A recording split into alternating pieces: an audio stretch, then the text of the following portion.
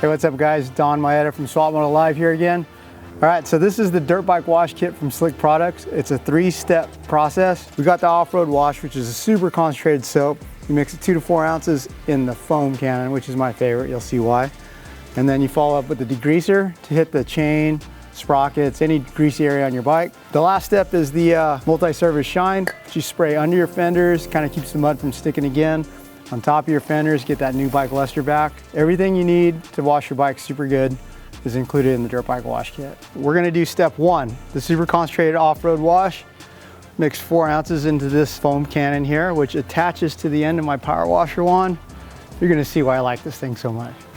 Ready for this?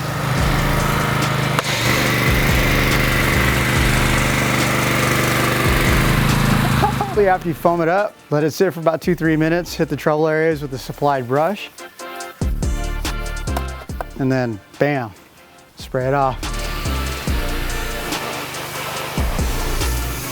Cleaner and degreaser, and this bike's pretty new, so there's not too many spoogey areas on it. It works great on the chain, the sprockets, anywhere around the engine that gets a little bit greasy. Coolest thing is it's non-corrosive, so you don't have to worry about your cool anodized parts getting all faded out or anything, and it's totally safe. Give it a little quick scrub with the brush that comes with the kit, break up the dirt that's been loosened up by the cleaner, and then hose it back off. So the last step, you dry the bike off with the supplied towels that come in the dirt bike wash kit. These are those super fancy like microfiber things.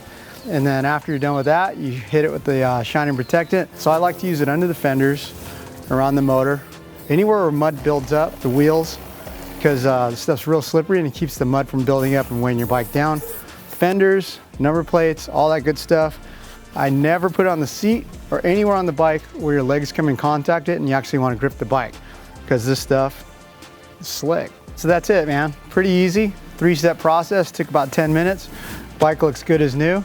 Check it out at slickproductsusa.com.